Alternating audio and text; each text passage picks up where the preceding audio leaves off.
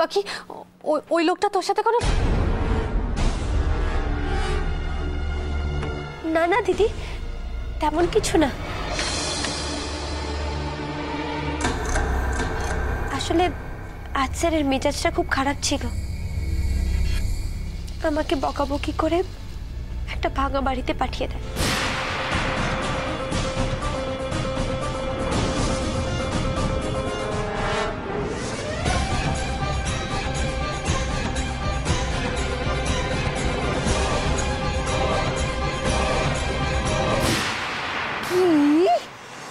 এত বড় সাহস!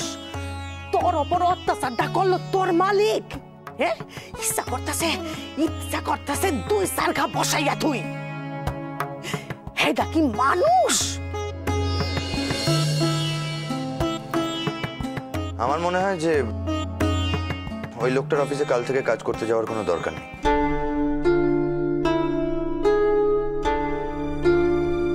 ইনফ্যাক্ট উচিত নয়।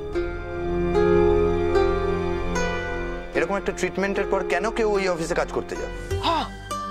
হক কথা কইছো। কেন কেন কেটে কাজ করবে?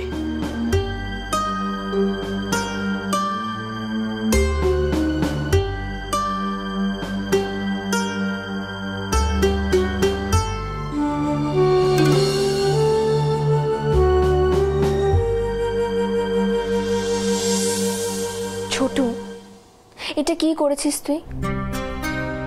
বিল্ডিং এর ওরকম অবস্থা জেনে তুই পাখিকে ওখানেই পাঠালি? আরে দি, আমি বললাম না ওই বিল্ডিং এর কন্ডিশন যে এতটা খারাপ সেটা তো আমিও জানতাম না। তাও একটা মেয়েকে এই ধরনের কাজে কেন পাঠাবি তুই?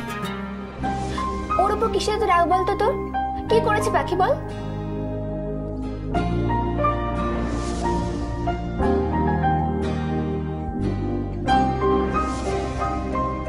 জানি না।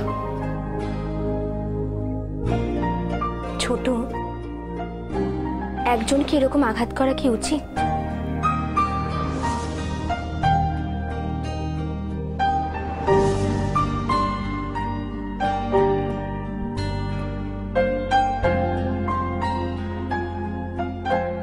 যা করেছি সবাই কন্ট্রাক্টের জন্য।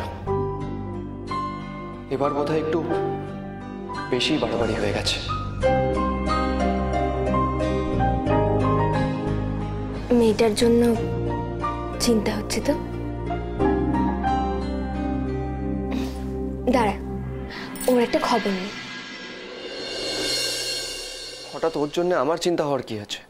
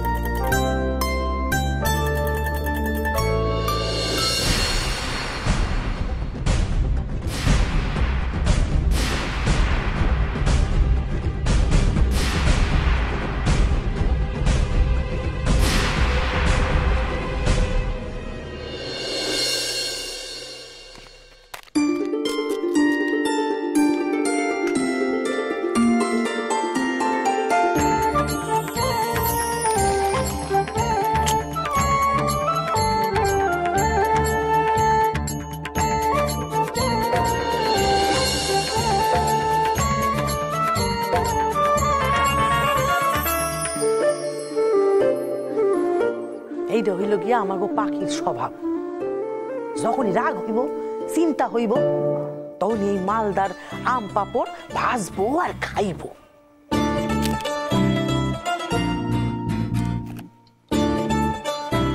আরে দেখো দেখো দেখো দেখো, সেমনির কাণ্ড দেখো।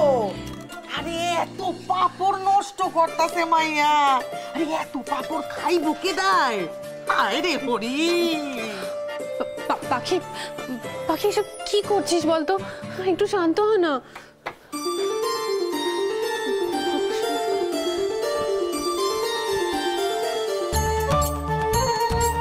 আচ্ছা, আপনি কি করছেন বলুন তো?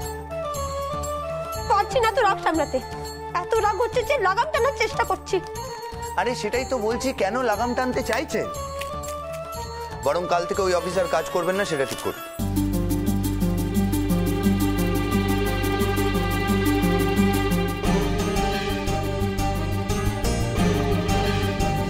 একদম ঠিক, কাল তুই ফোন করে না বলে দিবি। একদমই তাই। কাল তো আমি অফিসে যাবই।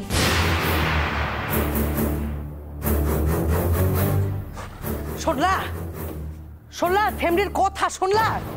হ্যাঁ, আমাগো কারোর কোনো কথা কানেই তোলে না। পাখি পাখি, কাল কিন্তু তুই বাড়ি থেকে কোথাও বেরোবি না। দিদি, ওই চুক্তিপত্র, কন্ট্রাক্ট, ওটার কি হবে? কি আবার হবে? কৃষ্ণেন্দু বাবু আছেন তো। তুই একদম ওসব চুক্তি টুক্তি নিয়ে চিন্তা করিস না।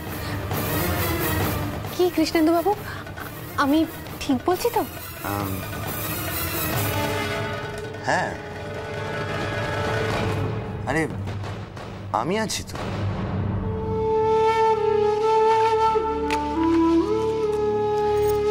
তবে অরণ্য সিংহ রায় এই কন্ট্রাক্ট নিয়ে আপনাকে নতুন করে আর ডিস্টার্ব করবে বলে আমার মনে হয় না, তবুও আমাকে কাল একবার অফিসে যেতেই হবে। হায় রে হরি, এত অবাধ্য মাইয়া যে কালে কালে যে আর কত কি দেখুম কেটাই জানে। পিসি, পিসি তুমি রেজিগনেশনটা দিতে হবে না?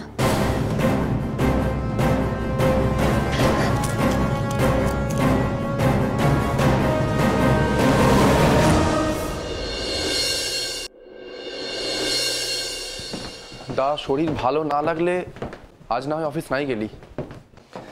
আমি এর আগেও 103 ডিগ্রি জ্বর নিয়ে অফিস করেছি। তো কি হয়েছে আমার? না মানে জাস্ট বলছিলাম, কাল তো রাত হলো ফিরতে, তাই।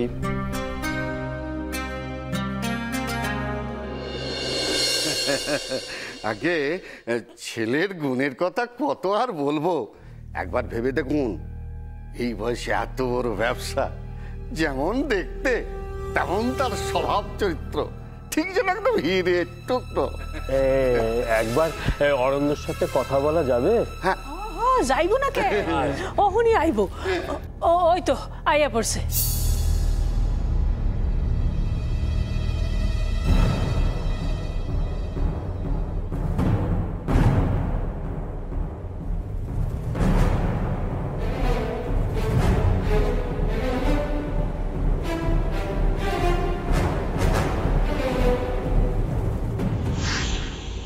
আসো আসো,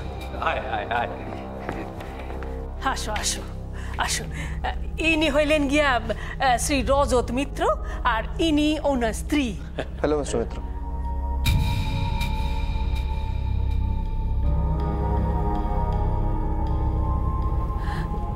চল চল, ওদিকে চল। কি করস কি? প্রণাম করো, ইনারা তোমারে দেখতে আইছেন। হোয়াট? अरे छोटू नहीं समझे, ये लोग तुम्हारी दामाद बनाते जाए। Hello hi bye bye. हो बुझो ना, जाओ जाओ जाओ, प्रणाम करो किया।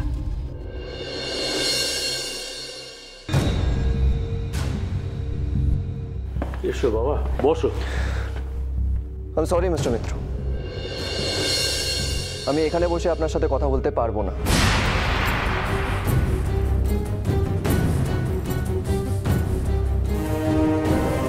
এখানে বসে কথা বললে আমাদের দুজনেরই সময় নষ্ট হবে। আসলে আমি বিয়ে করতে চাই না।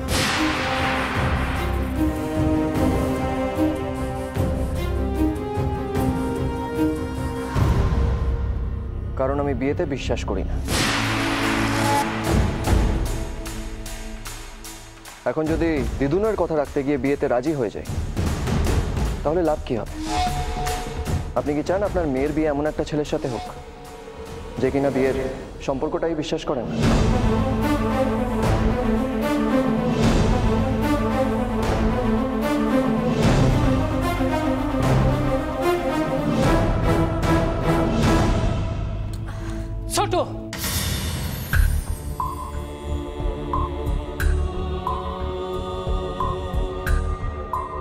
দেখো কাণ্ড, এত কিছু তো জানাই ছিল না। যথেষ্ট হয়েছে। এত যখন কাণ্ড তখন একটু আগেই বলতে পারতেন, তাহলে কাউর কোনো কিছুতেই অসুবিধা হতো না। চলো। বুঝতে পারেননি, আমি আপনাকে বুঝিয়ে বলছি, শুনুন। হেলো, এ তো হেলো হাই করার আগেই বাই বাই হয়ে গেল। দিদুন, আমি এই শিক্ষা দিছি?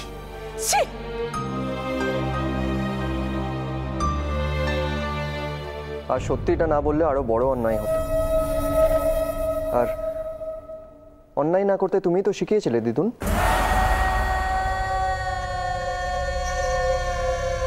জীবনে কিছু ডিসিশন নিজেকে নিতে হয়। আমি কি করব না করব সেটা আমি নিজে ডিসাইড করব।